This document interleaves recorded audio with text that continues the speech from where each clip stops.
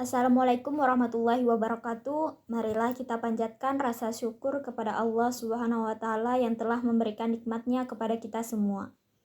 Sebelum memulai presentasi ini, perkenalkan kami dari kelompok 10 yang beranggotakan Amelia Safitri dan saya sendiri, Dewi Wulandari.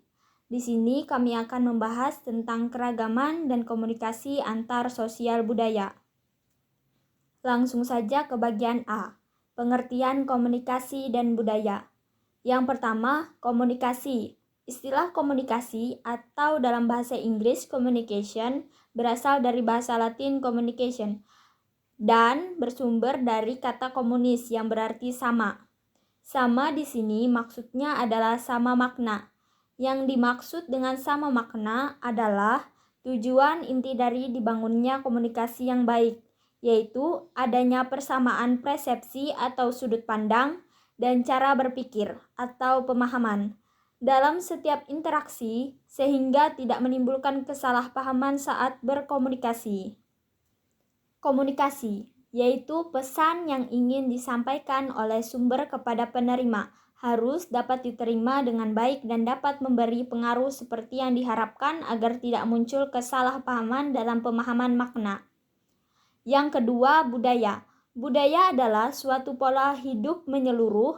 Budaya bersifat kompleks, abstrak, dan luas. Banyak aspek budaya turut menentukan perilaku komunikatif. Kebudayaan berasal dari bahasa Sanskerta yang berarti budi dan akal. Kebudayaan adalah hasil dari cipta, rasa, dan karsa manusia. Kebudayaan sangat erat hubungannya dengan masyarakat. Dari berbagai definisi, dapat diperoleh pengertian mengenai kebudayaan adalah sesuatu yang akan memengaruhi tingkat pengetahuan dan meliputi sistem ide atau gagasan yang terdapat dalam pikiran manusia, sehingga dalam kehidupan sehari-hari kebudayaan bersifat abstrak. B. Komunikasi antar budaya. Definisi dari komunikasi antar budaya adalah komunikasi yang melibatkan komunikator atau partisipan yang memiliki perbedaan budaya baik dari segi bahasa, nilai-nilai, adat maupun kebiasaan, tetapi masih memiliki kesamaan latar belakang negara atau bangsa yang sama. Penekanan pada komunikasi antar budaya adalah proses pengalihan pesan yang dilakukan seseorang melalui saluran tertentu kepada orang lain, yang keduanya berasal dari latar belakang budaya yang berbeda dan menghasilkan efek tertentu.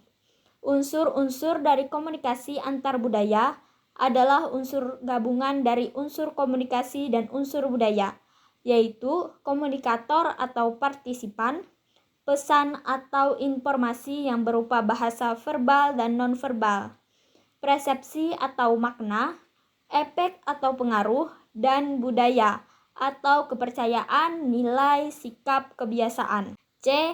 Faktor penyebab keragaman sosial dan budaya. Pertama, latar belakang historis.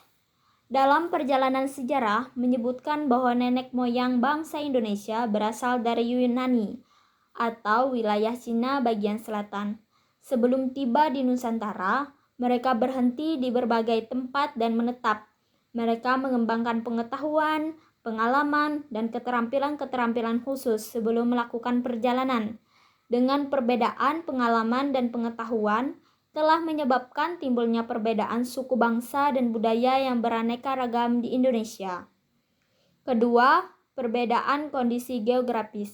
Perbedaan kondisi geografis telah melahirkan berbagai suku bangsa dan keberagaman budaya Indonesia. Contohnya, nelayan akan mengembangkan corak kebudayaan yang khas dan cocok dengan lingkungan geografis mereka tanpa mengganggu kebudayaan yang lain. Ketiga, keterbukaan terhadap kebudayaan luar. Hal ini dapat dilihat dari besarnya pengaruh asing dalam membentuk keanekaragaman masyarakat di seluruh wilayah Indonesia. Unsur-unsur keragaman sosial dan budaya. Pertama, suku, bangsa, dan ras. Suku bangsa yang menempati wilayah Indonesia dari Sabang sampai Merauke sangat beragam. Sedangkan perbedaan ras muncul karena adanya pengelompokan besar manusia yang memiliki ciri-ciri biologis lahiriah yang sama seperti rambut, warna kulit, ukuran tubuh, mata, ukuran kepala, dan lain sebagainya. Kedua, agama dan keyakinan. Agama mengandung arti ikatan yang harus dipegang dan dipatuhi manusia. Ikatan yang dimaksud berasal dari satu kekuatan yang lebih tinggi dari manusia sebagai kekuatan gaib yang tidak dapat ditangkap dengan panca indera.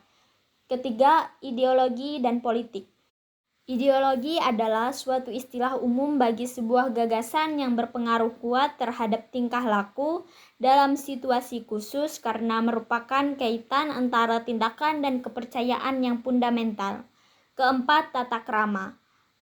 Pada dasarnya ialah segala tindakan, perilaku, adat istiadat, tegur sapa, ucap, dan cakap sesuai kaidah atau norma tertentu. Kelima, kesenjangan ekonomi dan sosial.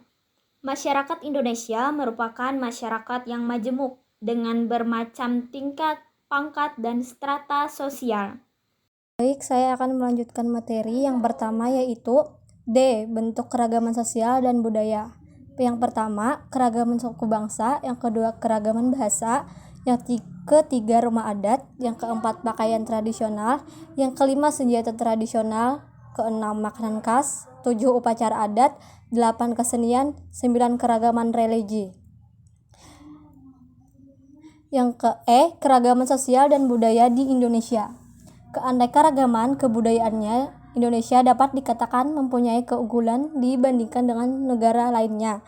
Indonesia mempunyai potret kebudayaan yang lengkap dan interaksi antar kebudayaan dijalin tidak hanya meliputi antar kelompok suku bangsa yang berbeda, namun juga meliputi antar peradaban yang ada di dunia. Labuhnya kapal-kapal Portugis di Banten pada abad pertengahan misalnya telah membuka diri Indonesia pada lingkup pergaulan dunia internasional. Pada saat itu, singgungan-singgungan peradaban ini pada dasarnya telah membangun daya elastisitas bangsa Indonesia dalam berinteraksi dengan perbedaan. Yang ke F, masalah yang timbul akibat keragaman sosial dan budaya. Yang pertama adalah konflik, yang kedua integrasi, ketiga disintegrasi, keempat reintegrasi. Yang G, manfaat keragaman sosial dan budaya. Beberapa manfaat keberagaman budaya sebagai berikut. Yang pertama, dalam bidang bahasa, kebudayaan daerah yang berwujud dalam bahasa daerah dapat memperkaya perbendaharaan istilah dalam bahasa Indonesia. Yang kedua, dalam bidang pariwisata, potensi keberagaman budaya dapat dijadikan objek dan tujuan pariwisata di Indonesia yang mendatangkan devisa. Yang ke H, peran masyarakat dalam menjaga keberagaman budaya. Yang pertama, mengembangkan sikap saling menghargai. Yang kedua, meninggalkan sikap primordialisme. Yang ketiga, menegakkan supremasi hukum. Yang keempat, mengembangkan rasa nasionalisme. Yang kelima, menyelesaikan semua konflik dengan cara yang akomodatif melalui mediasi, kompromi, dan adikasi. Yang terakhir, mengembangkan kesadaran sosial. Terima kasih. Mungkin itu saja presentasi dari kelompok 10. Salah hilap mohon maaf. Wassalamualaikum warahmatullahi wabarakatuh.